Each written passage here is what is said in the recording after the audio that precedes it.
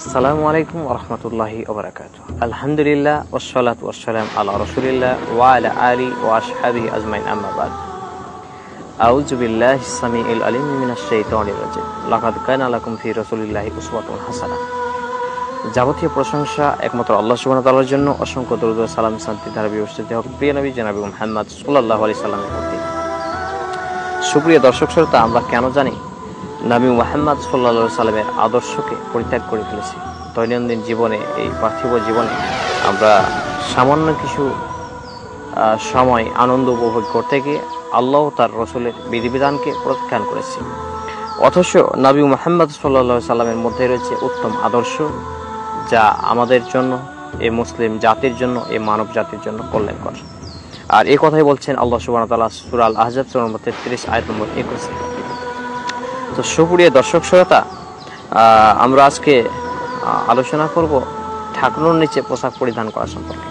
ঢাকনুর নিচে পোশাক পরিধান সম্পর্কে আল আলা ইবনে আব্দুর রহমান রাহমাতুল্লাহ আলাইহি হতে বর্ণিত, তার পিতা সূত্রে বর্ণিত, তিনি বলেন, আমি আবু সাঈদ আল খুদরি রাদিয়াল্লাহু তাআলা আনহুকে লুঙ্গি পরিধানের স্থান সম্পর্কে জিজ্ঞেস করলে তিনি বলেন, তুমি এই বিষয়ে সম্যক অবগত লোকের কাছেই এসেছ। রাসূলুল্লাহ সাল্লাল্লাহু আলাইহি সাল্লাম বলেছেন, মুসলিমের পরিধেয় লুঙ্গি পায়জামা নলার মধ্যভাগ পর্যন্ত থাকবে, তবে তার ঢাকনু পর্যন্ত রাখলেও কোনো গুনাহ হবে না, কিন্তু ঢাকনুদ্বয়ের নিচে গেলে তা জাহান্নামের আগুনে যাবে।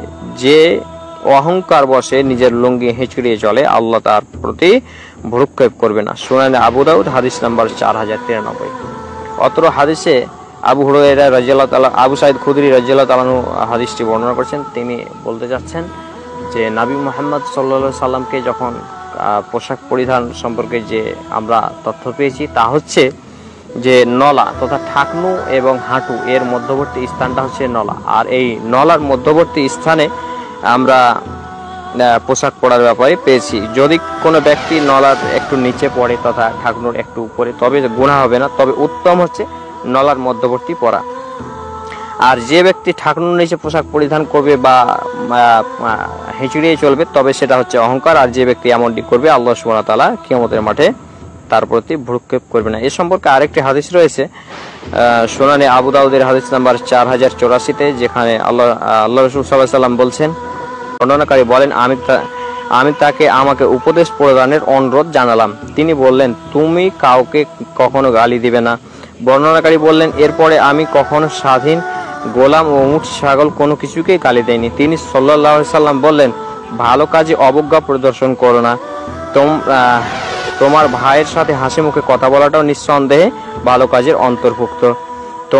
তোমার কাপড় পায়ের নলার মাঝামাঝি পর্যন্ত উঠিয়ে রাখো। যদি এতে সন্তুষ্ট না হও, তবে ঢাকনু পর্যন্ত রাখো। ঢাকনুর নিচে ঝুলিয়ে পড়া হতে সাবধান থাকো, কারণ তা করা হচ্ছে অহংকারের অন্তর্ভুক্ত। আর অহংকারকারীকে আল্লাহ সুবহানাহু ওয়া তাআলা পছন্দ করেন না। কেউ যদি তোমার মধ্যেকার জানা কোনো দোষ উল্লেখ করে, তোমাকে মন্দ কথা বলে এবং লজ্জিত করে, তবে তুমি কিন্তু তার জ্ঞাত দোষ উল্লেখ করে তাকে লজ্জা দিবে না, কেননা এর কৃতকর্মের প্রতিফল তাকে ভোগ করতেই হবে। সুনানে আবু দাউদ হাদিস নাম্বার 4084। এই হাদিসে আল্লাহ রাসূল সাল্লাল্লাহু আলাইহি সাল্লাম অনেকটি বিষয় উল্লেখ করেছেন। তার মধ্যে একটি বিষয় হচ্ছে ঢাকনুর নিচে পোশাক পরিধান করা। যে ব্যক্তি ঢাকনুর নিচে পোশাক পরিধান করবে, তার স্থান হবে জাহান্নাম। অতএব সুপ্রিয় দর্শক ও শ্রোতা, আসুন আমরা নবী মুহাম্মদ সাল্লাল্লাহু আলাইহি সাল্লামের আদর্শকে নিজেদের জীবনে পালিত করে সার্বিক বিষয়ে আমরা নবী মুহাম্মদ সাল্লাল্লাহু আলাইহি সাল্লামের আদর্শকে নিজের জীবনে পালিত করে আমরা আমাদের আদব কায়দাকে নবী মুহাম্মদ সাল্লাল্লাহু আলাইহি সাল্লামের আখলাকের সাথে মিলিয়ে আমরা ইহকালীন শান্তি এবং পরকালীন মুক্তি লাভ করি। এ বলে আমরা আলোচনা ইতি টানছি। আসসালামু আলাইকুম ওয়া রাহমাতুল্লাহ।